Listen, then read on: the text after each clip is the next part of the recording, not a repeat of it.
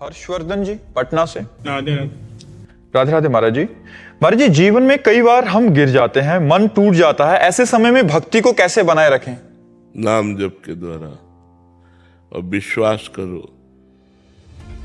भगवान की शरणागत यदि हो तो गिरना भी उठने का एक महान लक्षण है। जैसे फुटबॉल का खिलाड़ी अपनी बाल को नीचे मारता है तो नीचे मारने के लिए नहीं मारता, वो गोल तक पहुंचाने के लिए मारता है। स्टाइल होती है ना। फिर तो हम फुटबॉल अपने भगवान के हैं, वो हमें नीचे गिराए हैं तो जरूर चरण प्रहार करेंगे कि लक्ष्य में पहुंच जाए। काम क्रोध लोभ मोह मद मत्सर हमको नीचे गिराएंगे, लेकिन हमारे भगवान हमको गोल तक पहुंचा देंगे। हमारा गिरना भी हमारा गोल तक, लक्ष्य तक पहुंचने का होगा, क्योंकि मुझे अनुभूति होगी कहाँ से गिरा, कैसे गिरा, जलन होगी, होती है जलन।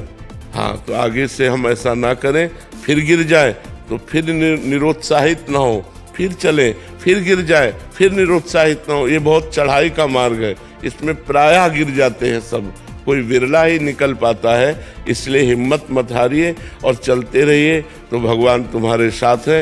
एक दिन तुम देखोगे इस दुरंत माया से आप पार हो जाएंगे। आप निराश मत होइए, नाम जप मत छोड़िए। जैसे किसी चढ़ाई पर चढ़ना है, हम रस्सी पकड़े हैं तो जी जान से पूरा ध्यान रस्सी पर रखते, अगर रस्सी छूट गई तो हमारी हड्डी पसली एक हो जाएगी। ऐसे हम ऊर्ध्व मार्ग चल रहे हैं। आधा मार्ग है पतन का मार्ग है इंद्रियों का, और ऊर्ध्व मार्ग है भगवान का।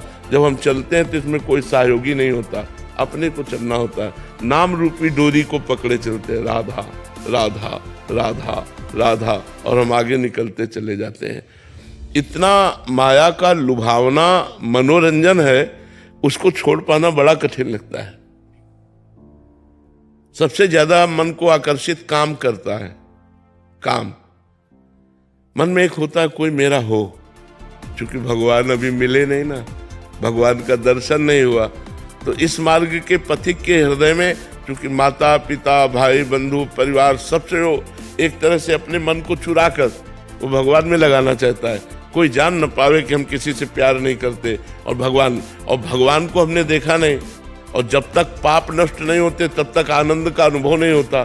तो आनंद का अनुभव विषयों में हमने मान रखा है, और उस समय अगर कोई मनोरंजन आ गया, मन को सुख देने वाला भोग आ गया, तो मन कहता है भगवान को तो फिर भज लेंगे, अभी इसे भोग लेते हैं। बस यही साधक फेल हो जाता है, यही साधक फेल हो जाता है। तो बहुत सावधानी से चलने का विषय है कि धर्मयुक्त भोगों को भोगना है। जैसे भोजन पाना है तो पवित्र भोजन पाना है।